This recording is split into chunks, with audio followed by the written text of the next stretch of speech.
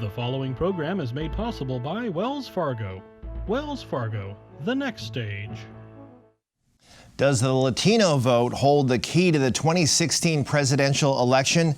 And has Donald Trump guaranteed that it won't go to the Republicans? We talk with Ruben Barrales, former San Mateo County Supervisor and head of a GOP group trying to win over Latino voters. The game is politics. The game is on.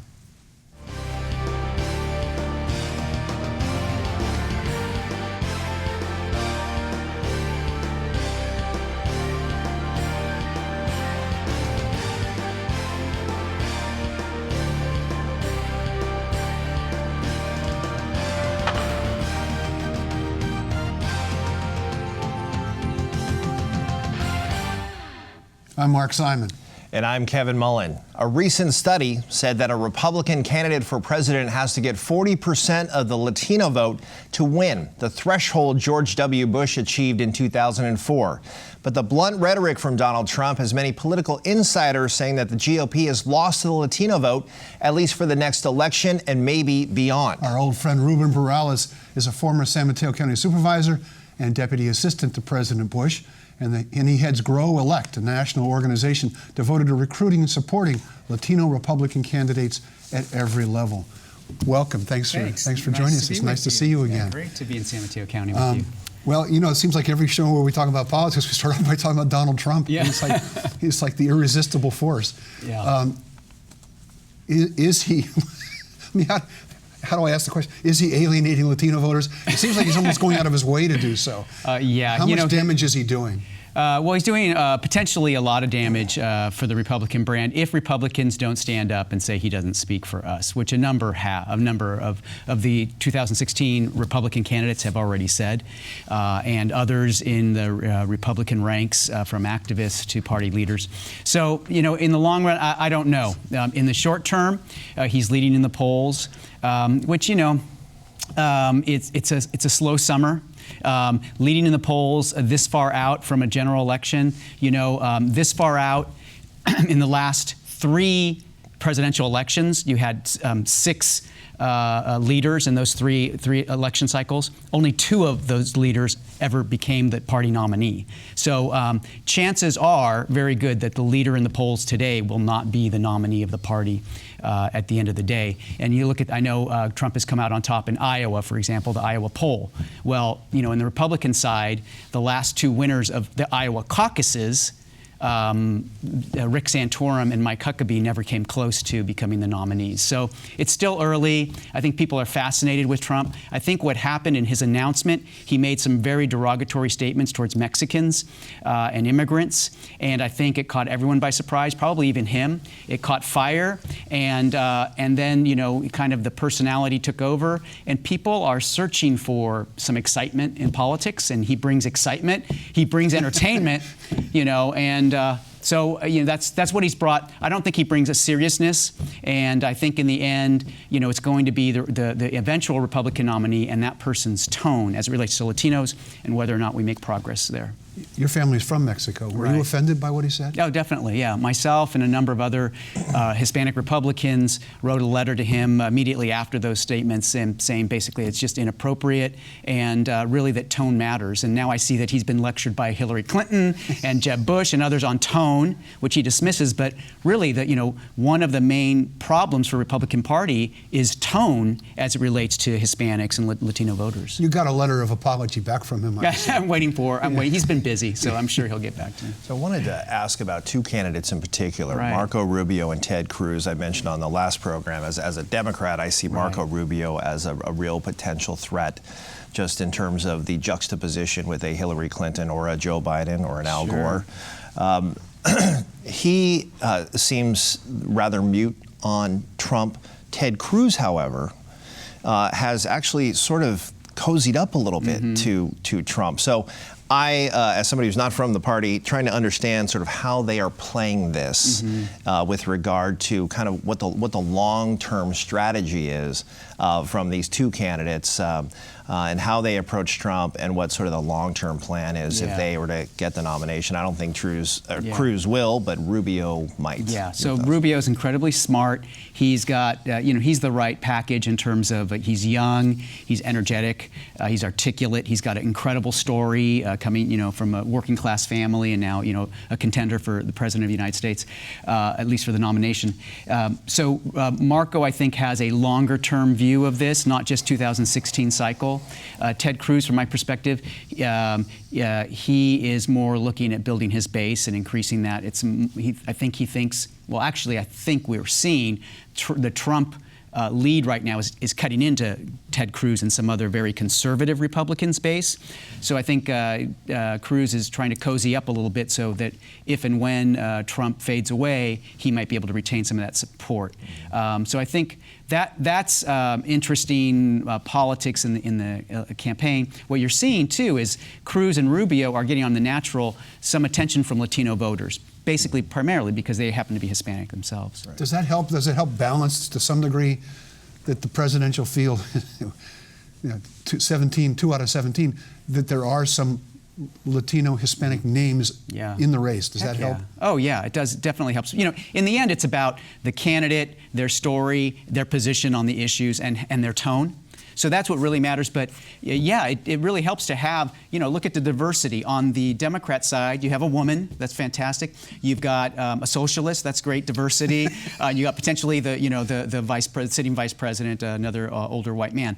On the Republican side, you've got, a lot of, we've got our traditional older white guys, but you got a woman as well, and Carly Fiorina. And then you've got Marco Rubio and Ted Cruz. You've got some other diversity there as well. So, that's one of the challenges for the Republican Party is to not just talk about diversity, but include it and have it as part of your potential nominees. So we talk a lot about the difference between California Republicans and national Republicans, and you mentioned tone. Yeah. To what extent does this national conversation, a presidential campaign that gets lots of media attention, and what happens in Washington, how does that sort of color affect the conversation in California as the California Republican Party tries to rebrand itself, become sort of a softer version, if you will? Kristen Olson, who I have a very good working relationship with, has, I think, done some good work in that, just in terms of the use of language and framing and those kinds of things. Can you talk about that dynamic? You have a perspective on well, both. The national politics floods everything. Everything's about Trump now. It's hard to escape that. In a presidential cycle,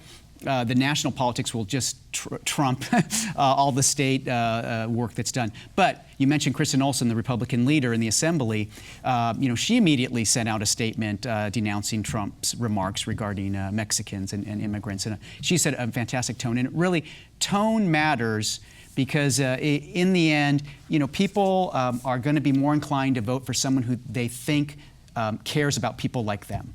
Right? So that doesn't just mean Latinos. I mean, working class people, conservatives, liberals, whatever. If you feel a connection, and the Republican Party in California has lost that connection with voters, not just Latino voters. I mean, Republicans are on a good day, 28% of the electorate in California. You don't win a statewide election with 28% of the vote. You've got to grow. And the only way to grow, in my opinion, is to make sure that we're reaching into those communities, Latino communities, Asian communities, doing better with women voters, young voters. I mean, you've got to increase all across the board. And I'll make one point on this. With Latino voters, what we're doing is focused on getting more Latino voters to consider Republican candidates as viable options. If you look at Mitt Romney in 2012, he won the white woman vote, but he lost women overall. He won the white youth vote, but he lost youth overall, which is saying America is becoming more and more diverse. Women, all women combined are more diverse than just white women. So let me stop you there. Yeah. Hold that thought, and you stick around. We'll be right back.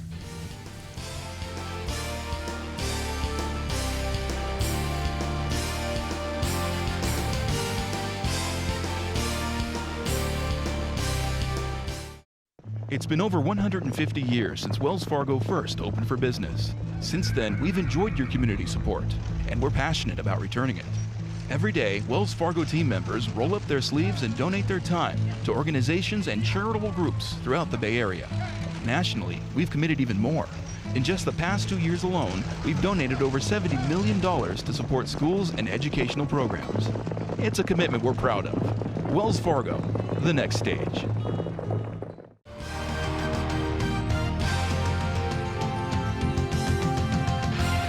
Welcome back to the game. I'm Mark Simon. He's Kevin Mullen. Over here we have Ruben Barrales, who has the job of convincing Latinos to vote Republican. That's all. You were talking about how the party has done well with longtime traditional voting blocs, mostly whites. Yeah. But that they have to win a broader base. And I wanted you to finish the point. So my point is this, is that Republicans, in my opinion, need to reach out not just to Hispanics, which are the single largest demographic group. You've got to increase your share of that voter base if you want to survive.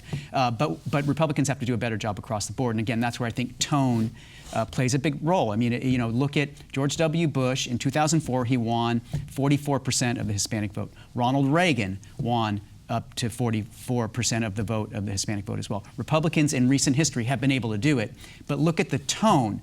Both of them in those elections, they were optimistic. They were looking forward. They weren't bashing on immigrants. As a matter of fact, they were raising immigration up as an issue, a positive issue. So that, I think, we have a model for how Republicans win. And I think in 2016, if Republicans don't nominate someone who is forward-looking, optimistic, and is speaking about immigration as a positive asset for America, then I don't think Republicans are really going to be able to win. That's an important point, because all of the swirling around Trump has a really strong air of negativity about it. It's like he's just fighting with everybody all the time. You talked about Hispanic votings, and one of the longtime political assumptions is that it's the sleeping giant. It's this large demographic block of people who are eligible to vote, but they vote in dramatically reduced numbers, and therefore dramatically reduced influence. Is that less true than it was, or is that still an issue? There still has to be a large mobilization of Hispanic as voters.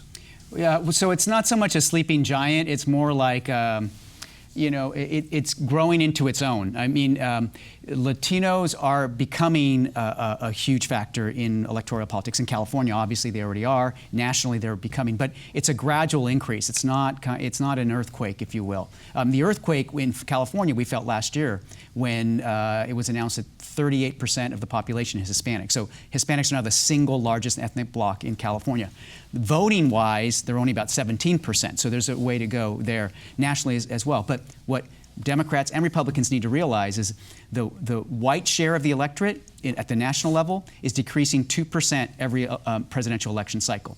So that number is going down. The Hispanic vote, every month, 50,000 Hispanic citizens are turning 18, are becoming eligible to vote every single month in the United States of America.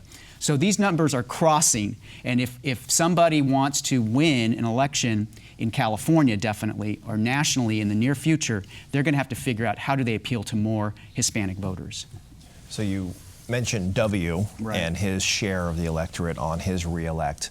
A candidate that is, I can't believe we're talking about a sleeper candidate, but Jeb Bush, who entered this thing as sort of the presumptive favorite, is being a little bit pushed to the side, at least as of the taping of this program.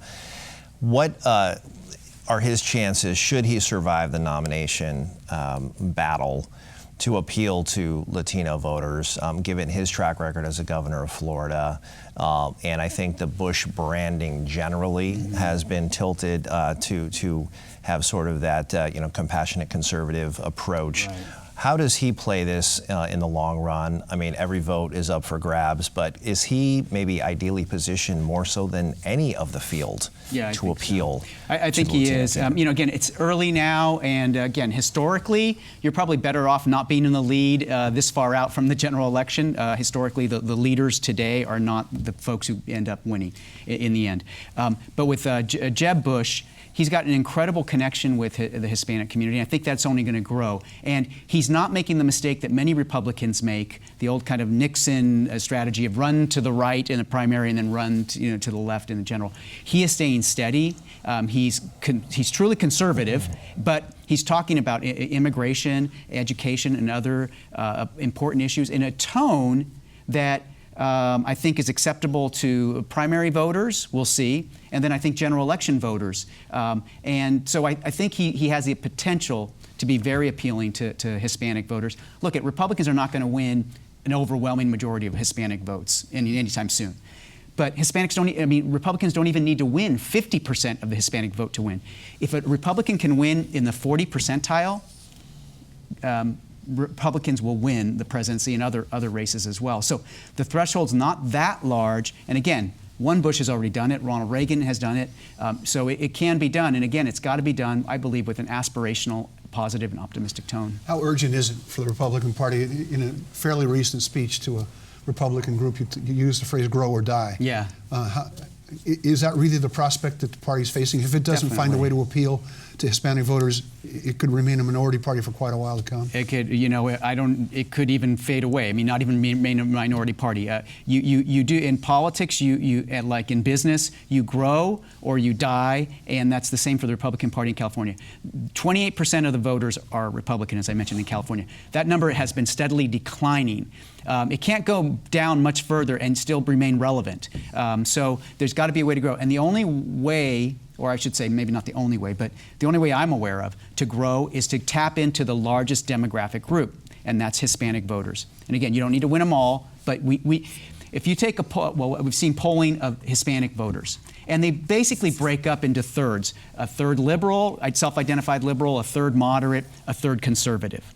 So we're not even getting all the conservative Hispanics yet, let alone then competing for the moderate Hispanics, which Republicans should be able to do. If you do that, then you're competitive with Hispanic voters. And that's what Republicans need to do. And the question might be, well, why haven't Republicans been able to, to attract more Hispanic voters?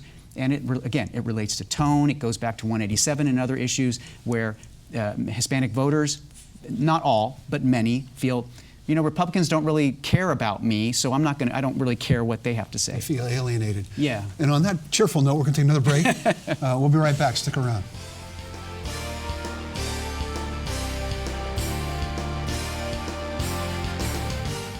It's been over 150 years since Wells Fargo first opened for business. Since then, we've enjoyed your community support, and we're passionate about returning it. Every day, Wells Fargo team members roll up their sleeves and donate their time to organizations and charitable groups throughout the Bay Area. Nationally, we've committed even more. In just the past 2 years alone, we've donated over $70 million to support schools and educational programs. It's a commitment we're proud of. Wells Fargo, the next stage.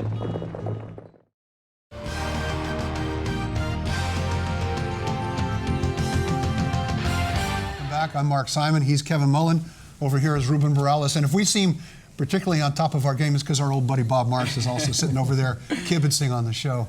We're talking about one of the other sort of, maybe it's a myth, that a lot of Republican leaders believe Hispanics should be naturally conservative, that they have a tilt toward conservatism on social and fiscal issues, at least in terms of their expectations for family behavior and conduct, a lot of close ties to a lot of churches. How true is that, or is it as true as it is for any other block of voters? Well, I think it is true, but you can't make the jump there to politics and assume that then they're going to be Republicans. Because again, if Republicans don't make a concerted effort to reach out and open the door to Hispanic or Latino voters, then the voters are not going to do it on their own, generally speaking. I mean, a few will. 19% of Hispanics are registered Republicans, but they're really the exception. And what the Republicans need to do is reach into the vast majority of Hispanic voters and make a connection on those issues and others where they think, where they align. On a positive note, what we're doing with Grow Elect is the group that I'm running is we're identifying conservative Hispanics, Latinos, who are interested in running for office, and we're helping them win elections around the state. And the working premise is that if we can bring more Hispanics into the party as elected officials, as members of the party, as leaders in the party, that demonstrates to Latino voters that Republicans, are a viable option. It's a long process, but it's one that I think is important to set the tone. Well, in fact, it occurs to me, given what you're doing with Grow Elect, that 2015 may be as important a year as 2016 because it's city council, it's local government, and is that where most of your work is focused right now? Definitely, yeah. So far we've helped elect over 90 candidates to different local offices around the state, and that is definitely where it needs to begin. My biggest regret is we didn't start this 30 years ago, but that's where it needs to begin, because with local level, Kevin, that's where your assembly members, your state senators, your members of Congress and others, that's where generally they come from, the local offices. And even beyond that, if I can get a school board member or a city council member elected and they do a good job in their community, to me, that's helping, again, to change the tone and to actually provide a service for folks in a Hispanic community. So even at that level, even if they don't aspire to higher office, just making sure we have more balance in our political process and showing Hispanic voters that Hispanics can be Republican and can do a good job for their community, that's a victory as well. Well, I think it's an incredibly smart approach to start at that grassroots level, the local level, neighborhood level, and build that bench. It's all about having a bench and a training ground there. So are you getting the support you need from leaders like Jim Brolte, the California Republican Party? Do they appreciate the value of this starting at the grass top level? And one of my colleagues, Rocky Chavez, is running for the U.S. Senate. Right. So I would imagine it's helpful to have high-profile candidates like yourself when you ran statewide to show statewide that we have candidates out there. But really, it's about building that bench. Yeah. But do you have the kind of institutional support to do the work? Yeah, we do. I've been very appreciative of the support that I've gotten from Jim Brolte, the California Republican Party, and others in the state. They realize that, they know, someone like Jim's very smart politically. They understand what's happening. They understand the need. So we're an independent organization of the party, but we work with the party and others. So I think in California, many Republicans, at least those in leadership positions, understand, like Kristen Olson and others, Bob Huff on the leader in the Senate. They understand what's happening, and they understand we need to do something differently. So we've been very fortunate to have their support. You've referenced several times tone. Yeah. But there would be those who say that the tone reflects actual policy positions on issues like immigration, that you have people who essentially want to lock up the borders and prevent people from coming here, and who are adamantly opposed to any path to citizenship for people who didn't come here through the legal process.